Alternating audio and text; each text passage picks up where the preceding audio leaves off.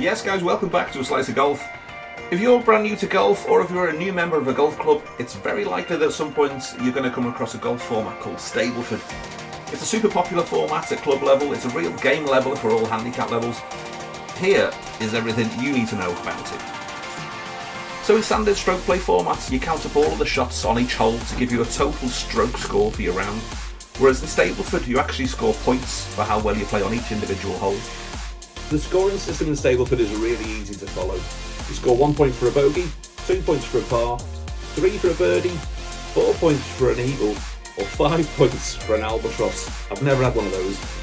But double bogeys or worse, you don't score any points, and I've had plenty of those. And that's the beauty of Stableford scoring. If you score an 8, 9, 10, 12, doesn't matter what you score on a hole, if it's a double bogey or worse, you just score no points for that hole and you move on to the next one. Applying your handicap to Stableford is very different from when you do it in stroke play. In stroke play format, you deduct your total handicap from your final gross score, which then gives you your net adjusted stroke play score. In Stableford it's quite different. You deduct a shot of your handicap from each applicable hole. To work out which holes on the golf course are applicable, we're going to use the stroke index rating for each hole. Let me show you how that works. So stroke index is how we identify which holes are hard and which holes are easy on the golf course, and they're numbered 1 to 18, 1 being the most difficult hole on the golf course and 18 being the most easy hole on the golf course. So for this example we'll use my handicap, and my handicap is 9, so that means I'm going to be able to take a shot on the 9 most difficult holes on the golf course. So holes with the stroke index 1 to 9, I get to deduct a shot from each of those holes from my handicap.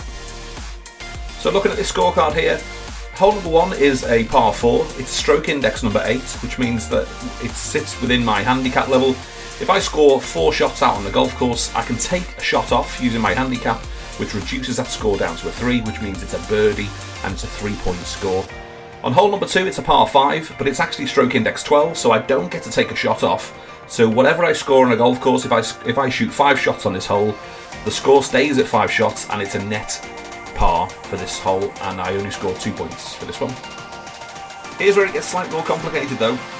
If your handicap is more than 18, let's say for example it's 28, that means you've got 28 shots to take across 18 holes, and the way we do that is by taking 2 shots on holes 1 to 10, and then on the holes 11 to 18 you would take 1 shot. So that's 28 shots split across 18 holes, 2 shots on the 10 most difficult holes, and then 1 shot on the remaining 8.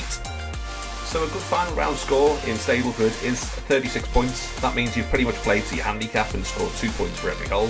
Anything upwards of 30 points is pretty good. Anything over 40 points tends to raise a few eyebrows, tends to bring your handicap into question, so it's not advisable to try and score that well.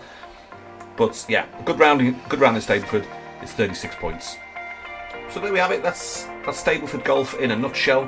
What I would recommend to you guys is, if you are playing Stableford or you're going to play in a Stableford competition, spend 20 minutes before your round marking your card, making sure you know which holes you get shots on, which holes you don't. It helps to keep a track of your score whilst you're out on the course, and saves a bit of time in the long run. If you'd like to see an example of Stableford Golf, have a click at this video just to the side here. That's me a few weeks ago playing around my local course here, and I've put some Stableford points scored on there. Thanks very much for watching this video. If you haven't already, make sure you like and subscribe, and we'll see you again next time on A Slice of Golf.